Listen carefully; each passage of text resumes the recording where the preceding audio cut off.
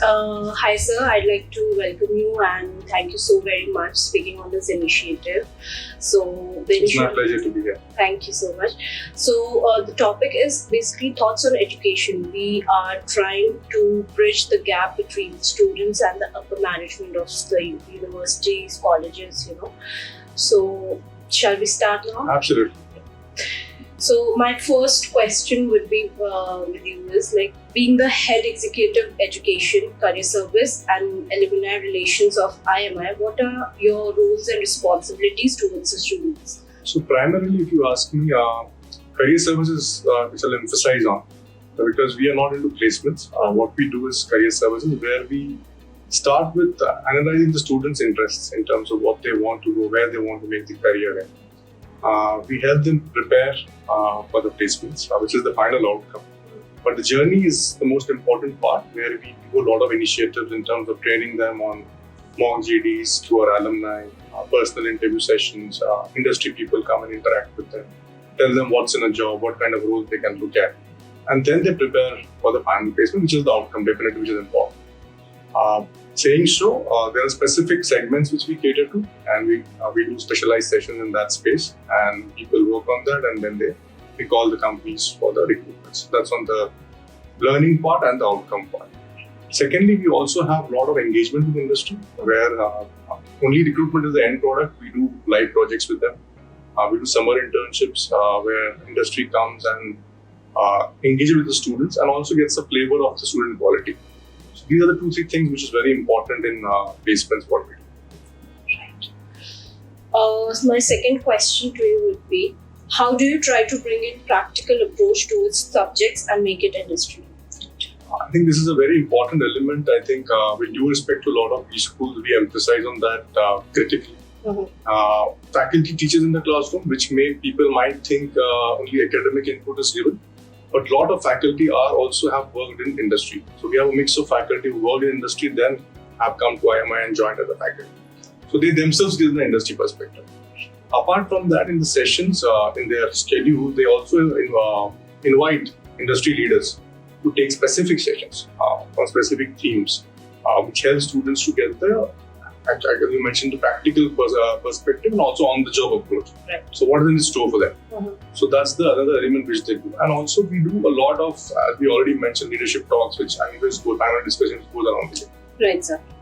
So what are your views upon the placements and higher education about the students from your department, or how does your department prepare students for higher education? So as I mentioned when we started the discussion, first focus is to understand what they want to venture into. So we segment the students into those buckets, and then we align the L&D, learning and development approach to them in terms of training them in specific areas which they are interested in through industry people, through our alums who are also from industry, through our faculty. We also have a course of a campus initiative where students can enroll for a particular theme on themselves and work through the process throughout the year. So these are the top 3-4 initiatives which we do. Right, sir.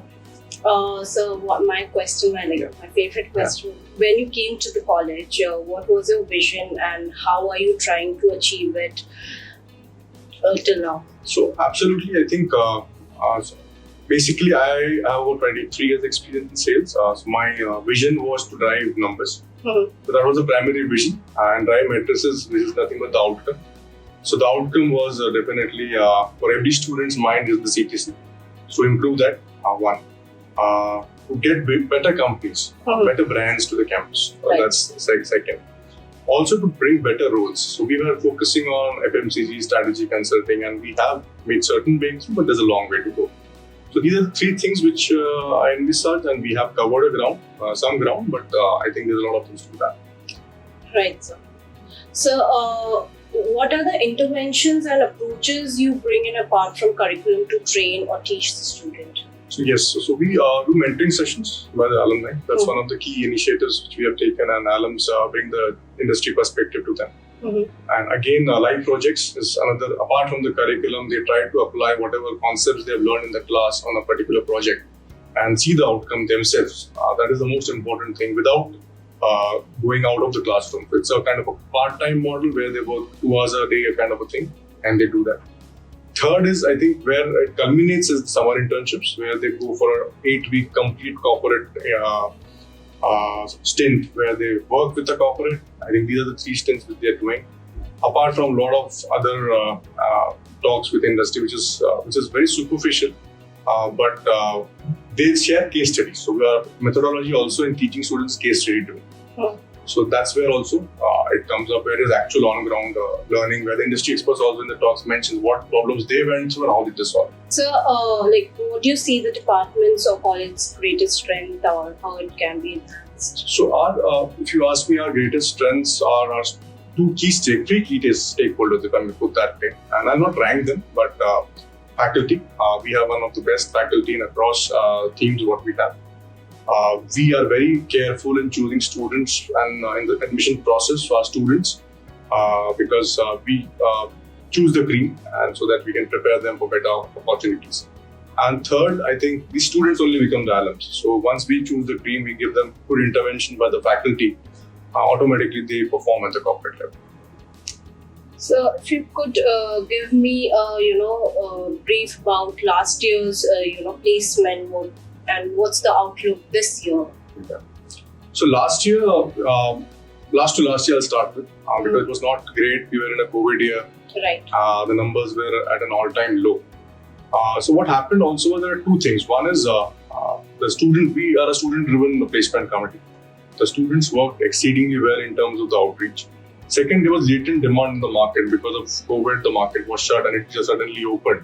So we also saw a thrust from the recruiters to recruit more people, and better recruiters came in. So we did about 20% growth year on year in terms of CTC. Our CTC went up from 12.7 to 15.5. And we got, as I already mentioned, different sectors. We got, like, for example, BCG coming in. We got a lot of FMCG companies coming in. We upped the game in terms of the numbers. We also had certain dream companies coming in where we opened it to the batch. So that's what another thing which is very important. And this year also it's looking good, very good. We are on a trajectory to complete our final placement soon. But it is not so buoyant as last year. There is recessionary winds in some sectors, specifically in IT, ITES. But overall, I think we should meet our numbers. So, how do students in your B school prepare themselves for the upcoming placement? I think one biggest thing which we mentioned is one is the outside intervention. What we did, I think, to repeat that, alumni takes mock interviews and prepares. Every student goes through a mock interview. Second is there are industry leaders who comes for specific roles. These are all external interventions, but more so, I think students also talk to the alums themselves on their own. Secondly, there's a lot of group learning which happens between peer students. So they do a lot of kind of role plays, and they focus on identifying the role, going into the job description, and preparing themselves in terms of academic concepts and also situational questions. So these are the 2 broad areas which they work on. So, next question to you would be, how do you ensure constant engagement with the industry? I think that's if you ask me, the biggest challenge also and biggest opportunity also for us. What happens is the industry also, some organizations say that you only come when you want to have us come for recruitments. That was the feedback we were getting when I started the journey here. But in the end of the day, what we create a kind of approach. So we had multiple things. So we start with an organization that you should engage with us in terms of a panel discussion or an industry talk. That's the primary premise. Second would be to take it a little further. We ask them, like, if you want to look at our students, can you not share some part-time life projects? That's the second part. Third part is the summer placements, and fourth comes the recruitment. So these are 4 things which are there. But apart from that, we have also started special interest group, like functional conclaves. So we have conventors which we do, where we have HR conclave, marketing conclave, multiple specific function conclave, where we call the leaders from a specific function to the panel. And there is a lot of futuristic themes which are discussed, deliberated. It's a student-driven thing.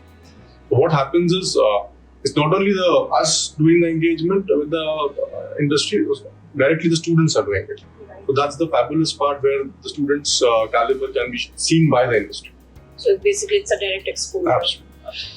So next question is, what is the institute's approach towards student outcomes? I think outcomes are 3-pronged, really putting very upfront. First and foremost is the conceptual learnings. Right. That is the biggest outcome, if I may put that way. in terms of academic inputs and learning. That is our focus area. So that we do it through assessments, we do it through multiple ways of gauging students, class participation, etc. That becomes the foundation. Topping that, the practical exposure, that is through live projects and summer placements. And finally, definitely, the final outcome which students look at is the average CTC or the company they want to get into. So these three things are the primary pillars of the outcome for the Right. Like any inputs for the students who want to join B school, or any career advice you want to do, irrespective joining B school or not? I think what happens is I will give two perspectives to it. One is for people who are freshers, and one for people who are work ex people. Freshers need to understand and talk to peers, alumni, and seniors before they take a call and plunge into a B school journey. Definitely, they will not have the interest level so high that they know what they want to do in future. But they should have at least choices. 3 choices should be there in the mind of a fresher in terms of this is my liking, and B school will help me achieve that. For work ex people, I think it's very important that they envisage, because they work in a corporate. They know their strengths in a corporate environment and also their weakness. So they should focus on how they improve their strengths and reduce the impact of the weakness, and also be clear on the roles in terms of there should be a clear marked jump once they pass out of the school in terms of the brand, in terms of the role, in terms of the compensation. That should be there. That should be the mindset of a work ex person who gets into it. Right, so I think the message is very loud and clear to the students, and I hope we have been able to bridge that gap. Students are looking for. I hope that we are able to, clear the doubts as well through this video interview. Thank you so very much for participating. It was my pleasure. Thank you. Thank you so very much. Thank you.